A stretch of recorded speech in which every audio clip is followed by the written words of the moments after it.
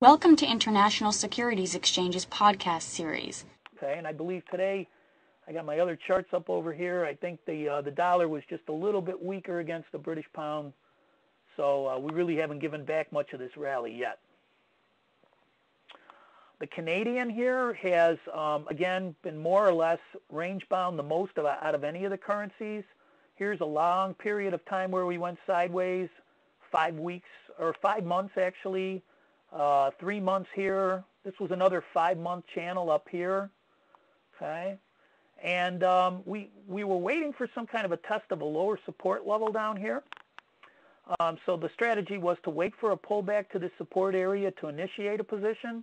Again, when we're in between support and resistance areas, what I usually like to do is pretty much let the currency alone and look for better opportunities for trading range strategies. Okay. But you could see on a daily chart how we actually came down and made a nice little support level here and a nice little resistance level here. And this actually lasted for almost 2.5 months of sideways trading in between that channel. So this currency could, could go flat. Our next projected place to take a trade was this support level here, followed by this one here for any kind of a counter trend long. Okay. And notice we ended up going from all the way here, and then we finally broke down and actually tested this lower channel here. And we're doing a little bouncing off of here right now. Now, remember my friend who taught me what I'm sharing with you today, he would explain to me that there was a basket of orders on his desk, and when price came down to the basket, more and more of the buy orders would be getting filled. And so as you see on this chart here, the first time there were a lot of buy orders, the second time a few, the third time not quite as many, the fourth time, and then finally we filled the last buy order at this price level, and price broke through and actually went lower in search of more buy orders. Unfortunately, in the spot market, quite a few of our students did get stopped out on that trade because the Canadian actually, we made a new low here. So with the FX options, that's really not going to be a problem. You can always cut the trade off if you lose 50%, or if you break these lows on a closing basis, then you could wind out of that trade. All right. So I'll tell you what, we're going to fast forward here. Here's we are rallying.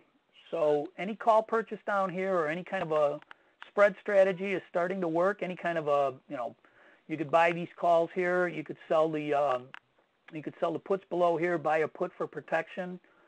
You could do all kinds of different spread strategies. You have the abilities here, right?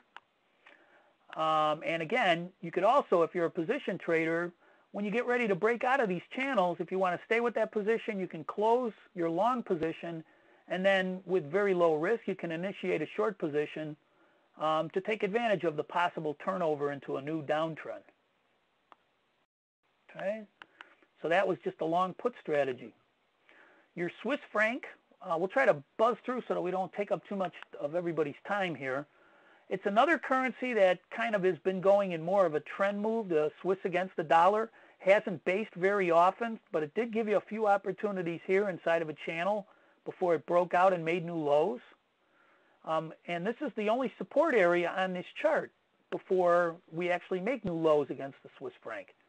And we already tested the support area one time last year before the big rally. So as you can see, we did bounce here, and we did have some channel trading for a few almost 2 months. But once we broke below this support area, we pretty much got down to the bottom of the chart in a hurry against the Swiss franc. So you can use this support area at around 102 or so. Obviously, these two similar highs right here would be your target. If you wanted to open up some kind of a trading range strategy, understand that depending on how aggressive either the buyers or sellers are, you may extend the top of the range, you may extend the bottom of the range. You really don't have any solid resistance until you get back up into this area. So this could be one of those things where if you did buy a long call to start it off as being some kind of a trading range strategy, if you can keep plowing until you get up to here, that might be the top of your range. So there's no reason to really take the trade off if it's strictly just purchasing calls. Okay. And that's the picture of the chart now. Okay. This is the new Swedish Corona. It just made a double bottom, so obviously there's a lot of double bottom traders out there. Here's going to be your resistance area if you want to buy a call. If you do buy a call here, this could be one of those currencies where you could actually do some kind of a married situation. Okay. On your daily chart, it's a potential double bottom. Doesn't really cost you a lot to find out if you're right or you're wrong. Obviously, if the dollar index is in support, all the currencies against the dollar are going to rally to some degree or another. I believe, if I'm looking at my quotes today, that one actually closed at 102.19. Oops, no, that's a Swiss franc. 69.73. So we actually managed to close from that double bottom right about here. So already, just because it was a double bottom and an opportunity to buy this one, you're doing okay. And this will be your first target, followed by your resistance above the trading range. Okay. All right. And of course, the yen. This was back in February where it broke out of this channel.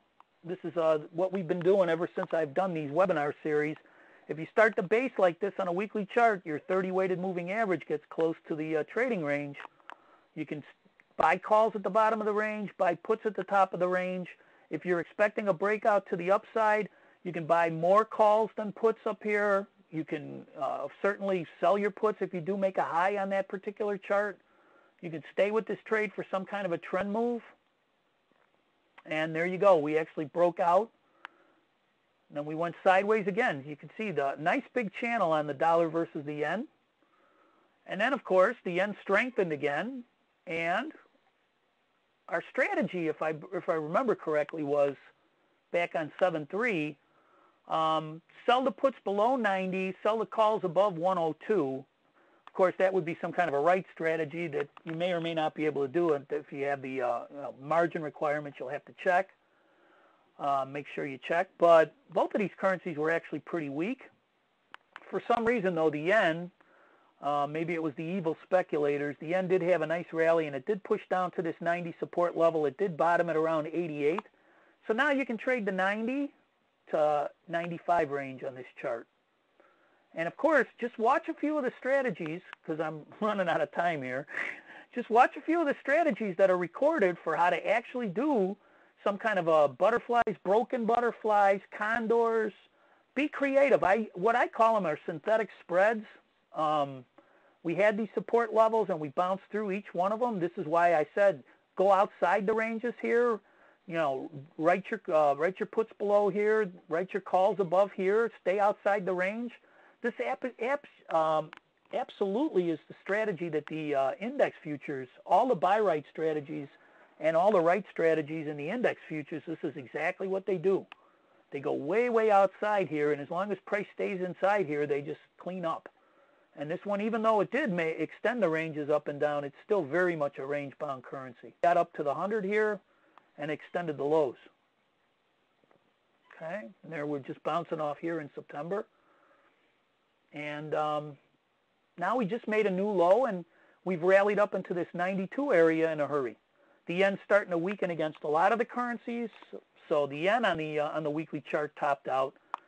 So again, I expect to see some strength for the dollar and all the currencies against the yen for a while. Okay? And again, these are the strategies I would use. You don't have to do anything naked. Of course, you could do any of the spread strategies. And there's so many great webinars that I've watched. It all depends on if you are looking for profit limited and loss limited, if you're moderately bullish, moderately bearish, if you're neutral. Of course, if you're neutral and you're looking for a big volatility breakout in one direction or another, you could do straddles and strangles, right? If you're looking for profit limited and loss not limited, of course, I don't recommend that, especially unless you really, really know what you're doing. There's no point. So there's plenty of strategies here that you can learn, and plenty of webinars that are on the website to help you with that. Thank you for listening to our podcast. To find more podcasts on options, stocks, alternative markets, and market data, please visit www.ise.com/podcasts.